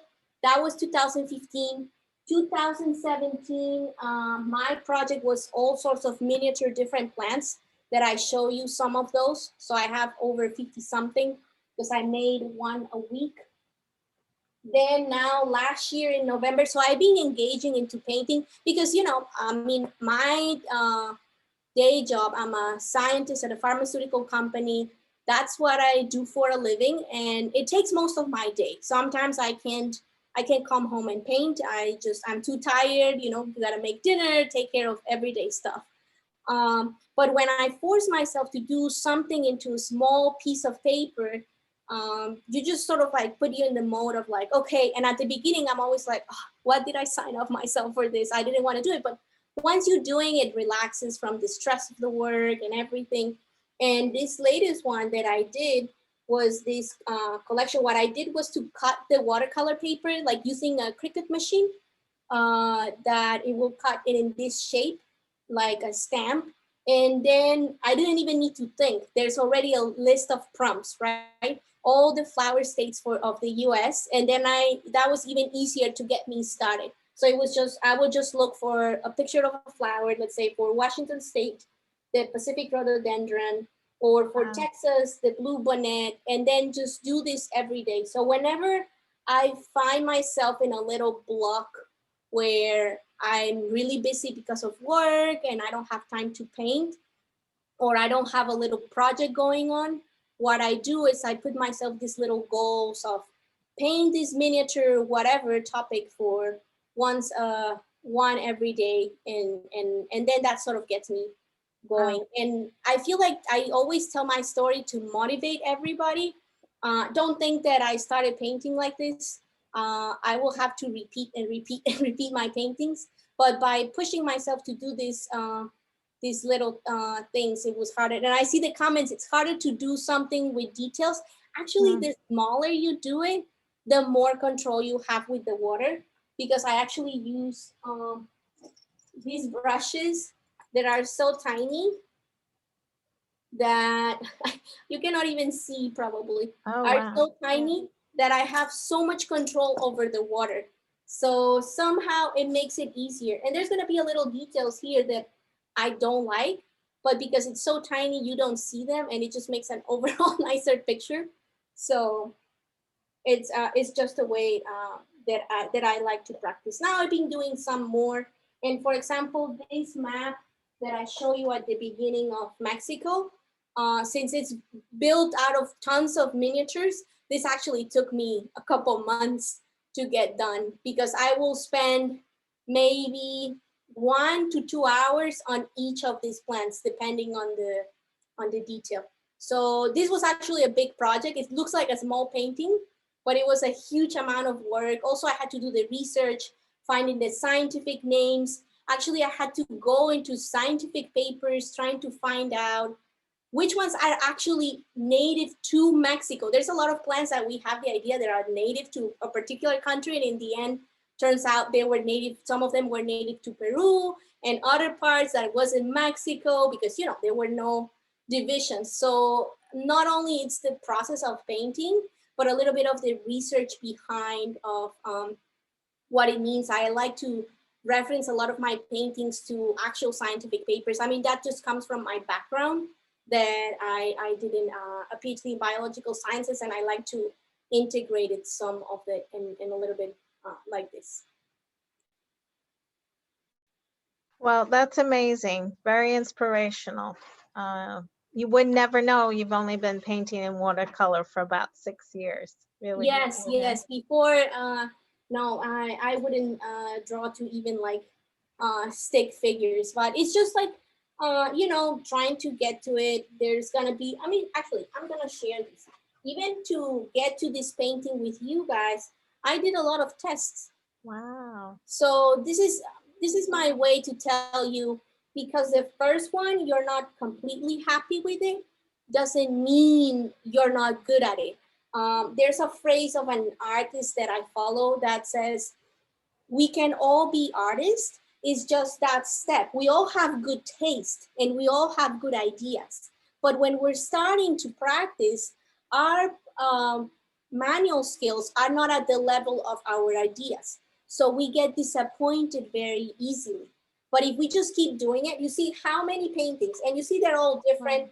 This one, I didn't like the background. I didn't like here. I used a brush that it was too thick. Then I was like, okay, here I didn't leave white space. Remember that I mentioned leave some white space because then it looked too dark. So I tried many different things. This one, I did it a little bit different. I added more paint. This one I did it in a horizontal. Now I'm doing it a more vertical. So I had to do many times a painting until that sort of creative idea that I have matches or my skills matches that creative idea. So I encourage everybody to like go and repeat this painting. It may take a couple of them. It still takes me a couple of them to achieve what I want. And then you're just gonna get a hang of it. Wonderful, wonderful. So somebody commented there, they see the avocado and they're from Michoacan, Mexico. Let me see. Oh, Michoacan, Mexico. Michoacan, sorry. No, it's okay. Actually, look, one thing I wanted to do, I wanted to make the particular location of each of the fruits to the region, but unfortunately, the southern region, and to answer to the person, I'm actually from Mexico City. This region is really rich in all of them. So, and then this part of Mexico is more like arid and empty. So it was gonna be very empty. So unfortunately, some plants are related to the place where they are native, but some others are not. Like for example, guava is not necessarily to this region, but this particular plant, I don't think it has a name in English. It's called chaya. It's particular to the Yucatan Peninsula, and it's a very good. I've never had it until actually I went to that particular state, and people there use it like in a very like from indigenous people. They use it for everyday cooking, like as the way other people will use banana leaves for wrapping. They use this type of leaf, and they even blend it so you can have like a juice. So some of these particular ones are very close to some regions. Some other ones are just common, like the sunflower. You wouldn't even think, but it's actually native to Mexico, Wow. the sunflower. Beautiful.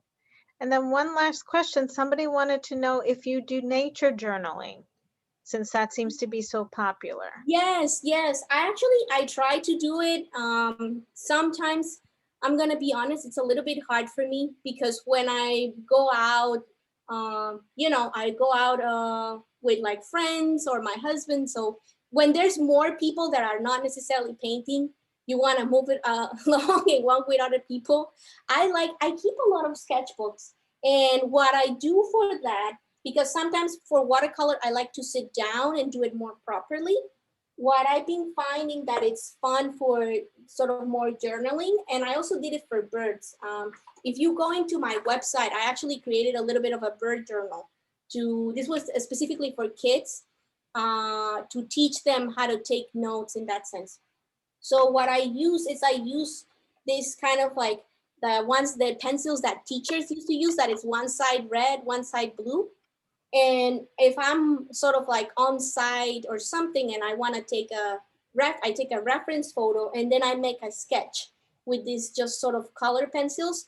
And there are some other color pencils like this that are called magic color, that maybe everybody had them when they were kids, that they have this sort of like crazy mixes, but you just have to pick a small sketchbook, this pencil. You have a rough idea of your landscape like this. For example, if I were there, I will do this and make notes of remember where the light was, take some notes of like date, weather, location. I did this for the birds. For birds, you can even have little tones of how they sing and everything. Once you come back to your home or your studio, then with your reference photo and the light that you have for that particular day, then you can sit down and do a bigger watercolor. So I do more sort of like sketches with color pencils on site, and I do more watercolor when I'm home, because this takes me like 2 minutes, 3 minutes. Wow.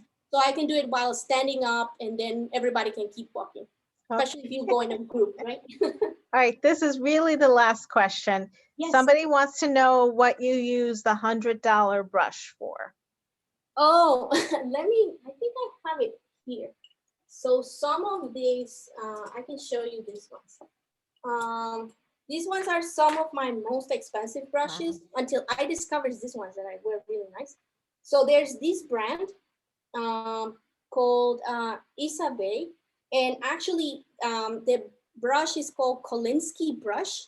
And what it's called Kolinsky, it's because it uses the hair. It doesn't kill any animal. It's just hair that falls off from an animal that it's a little close to a squirrel, that it's called Kolinsky. So this type of Siberian animals have this very thin hair and make these very thin brushes. It feels super delicate and it's really good. But now I've been finding out that other types of brushes are just fine. And also Winsor & Newton, it's a popular brand that can go from the accessible brushes that I show you in their student line of Gutman to this particular Series 7, where they have, like, they even come individually kind of wrapped. And when you go to the art, you can just wrap them yourself. And hair, they're delicate, and you see the hair, it's super like smooth, and there's a lot of water. But to be fair, I found this brand recently, this Princeton Neptune, and it's just great. I wouldn't spend the $100 anymore on those other brushes. This actually worked great. Wonderful. So I guess we don't, it's not, like you said, it's not necessarily the materials, the quality. To recommend that brand. And I will say, if you're going to invest on something, invest on good paper. Then later you can start. And I recommend blick.com. They have a lot of, sometimes they even have their own brands. Sometimes I even do that, and they are more accessible. So it's a good way to start. And it's a little bit cheaper than other craft stores. Wonderful. This was really great. So I think it's unanimous. Everyone really Yes. enjoyed this. So we hope to schedule something next month, if not in July, and we'll see what Annabelle's schedule is like. So stay tuned. And thank you everyone for joining us. If you Thank keep you. attending, we'll Thank keep you, offering. Annabelle. Annabelle, thank you, Thank you, Giovanna. thank you, very much. thank you. Thank you. Muchas It gracias. was wonderful. Thank you. Thank you. Thank you, everybody. Bye. Thank you Muchísimas very gracias, much. Annabel. No, Thank you very much. Thank you.